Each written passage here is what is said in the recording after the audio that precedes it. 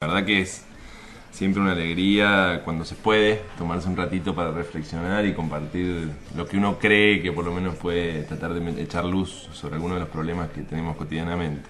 Eh, Vamos a trabajar específicamente con vos en la columna desde un perfil o una situación que se viene dando y que es las políticas de Estado, cada vez más fuertes, cada vez más marcadas y con mucho trabajo y con mucha presencia, sobre todo en estos tiempos, ¿no? Cosa que no sucedía antes. Exacto, yo parto de la premisa, o por lo menos mi sospecha es que uno de los grandes cambios que se están produciendo en América Latina es el retorno al Estado. Digamos. No lo digo yo, no es nuevo, hay mucho escrito sobre eso, pero sí me parece que muchas veces perdemos el valor que eso tiene, perdemos de vista el valor que eso tiene, ¿no? Entonces me parecía importante que a lo largo de estos encuentros fuéramos reflexionando en qué ha cambiado la situación en cuanto a la relación entre mercado y Estado, la relación entre Estado y ciudadanía, qué es lo que hace ese Estado que antes no hacía, o qué es lo que hace distinto ese Estado para que podamos pensar que realmente nos encontramos ante un proceso de transformación social destinado a buscar la igualdad, ¿no? O por lo menos a generar condiciones mínimas de garantías para la igualdad del desarrollo de las personas frente al sistema capitalista, en este caso en América Latina. Bueno, la idea inicial entonces, como digo, es pensar de que nosotros lo que sufrimos, nosotros en Argentina, pero también en el resto de los países en América Latina, a través de la imposición de las dictaduras militares, fue el cambio digamos, de rumbo del Estado, que se venía construyendo desde el 45 en adelante, también previamente con algunas improntas del irigoyenismo, en todo lo que tuvo que ver con la apropiación de los recursos naturales, etcétera, y que para que ese cambio de rumbo del Estado fuera posible fue necesaria la violencia sistemática que se produjo con la dictadura, sobre todo en el 76, pero previamente también en el 55. O sea, nosotros tenemos dentro de cualquier sistema político una serie de instituciones que están destinadas a organizar la vida de los ciudadanos, a regular la vida de los ciudadanos. En este caso nosotros denominamos al Estado al conjunto de esas instituciones que están compuestas por el Poder Legislativo, el Poder Ejecutivo, el Poder Judicial y todas las instituciones menores, digamos, que regulan la vida de los ciudadanos. En esa regulación hay un producto, ¿sí? Ese producto puede estar destinado a satisfacer en mayor medida a determinados grupos sociales. Entonces, si las leyes tienen determinadas características, beneficiarán a determinados grupos sociales y no a otros, y así sucesivamente. Sobre todo cuando estamos hablando de distribuir recursos, sobre todo económicos, o de distribuir derechos. Exactamente. Que es otra de las cosas que queremos hablar, digamos. O sea, ¿qué significa ese Estado en términos de garantía de la satisfacción de las necesidades básicas, por ejemplo? Y cuando hay un Estado que emite una ley, puede solo emitir una ley, reglamentar una ley, o además tratar de garantizar que esa ley se cumpla. Claro. Ya veremos numerosos ejemplos que se están produciendo en América Latina en este momento. Y entonces entramos en una discusión importante sobre cuál es el público de ese Estado, a quién debe mirar ese Estado. Lula decía, en una entrevista que le hacían para presidentes de América Latina, que los ricos no necesitaban del Estado.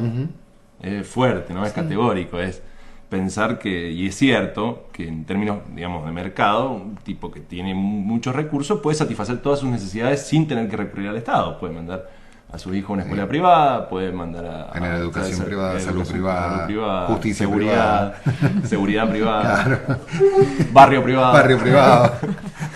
Y entonces, digamos, en su planteo lo que está queriendo decir no es más ni menos que el Estado tiene una obligación moral, ¿sí?, de estar mirando siempre a los más necesitados. Bien. Porque en realidad ese es el origen también que tiene el Estado en una perspectiva más latinoamericanista. Además, si no lo hace el Estado, ¿quién lo va a hacer? Bueno, ¿no? ahí está la otra cuestión, digamos. El problema está en pensar de que hay sectores de la sociedad que pueden valerse por sí mismos. Exacto. Y eso no es así.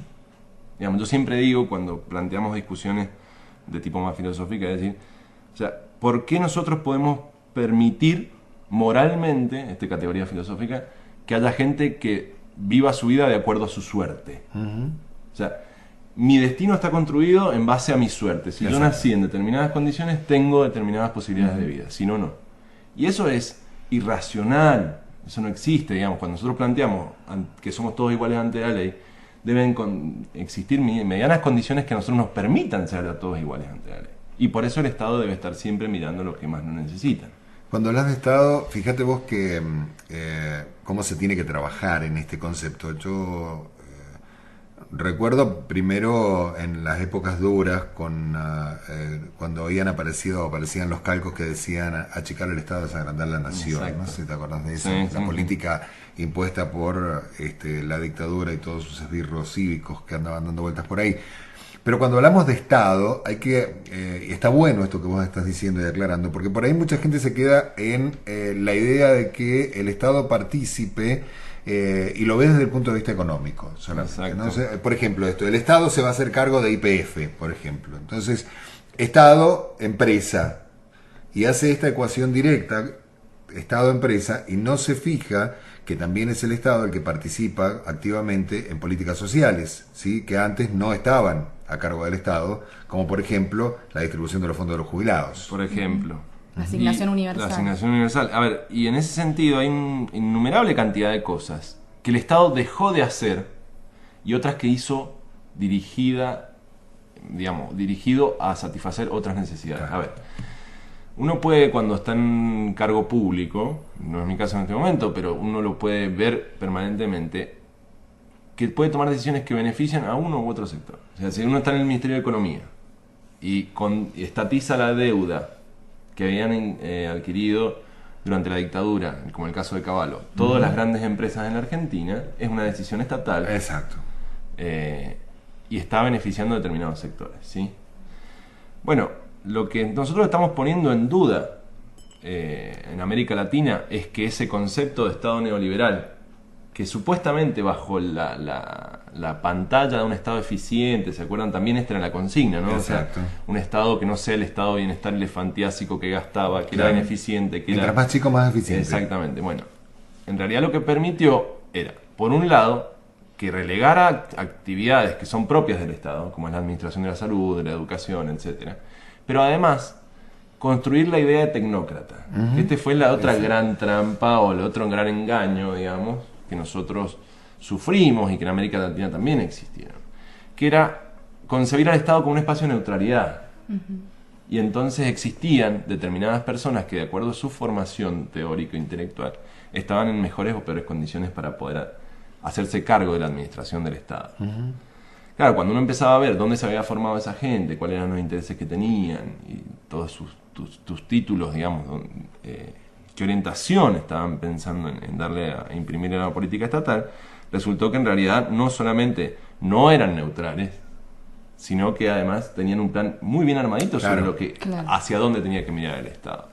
Y en este sentido, entonces, no solamente se achicó el Estado, sino que se empezó a darle una dinámica de gestión orientada a satisfacer necesidades de muy pocas personas. Y esto tenía que ver también con las distintas profesiones que se estaban dando. Se estaban cerrando industrias por un lado y se estaban abriendo carreras de comercio. O todo exactamente. Toda la configuración social, que ustedes la manejan bastante mejor desde el lado de la estética o la comunicación y cómo se fue construyendo un discurso legitimatorio de todo este proceso, hizo que la gente pensara en que estábamos ante una situación, digamos, de beneficio colectivo. Y eso es lo terrible, digamos.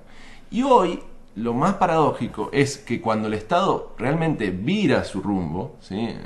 Muchas veces el gobierno viene de la palabra latín quibernado, que es como el timón de un barco, ¿no? Entonces, cuando vira su rumbo, el problema es que quieren hacer aparecer al Estado como un Estado que está en contra de la gente, ¿no? Y esto es fuerte, porque si hay algo que hay que reconocerle a este gobierno, es que logró devolverle al Estado su rol central en la definición de dinámicas sociales.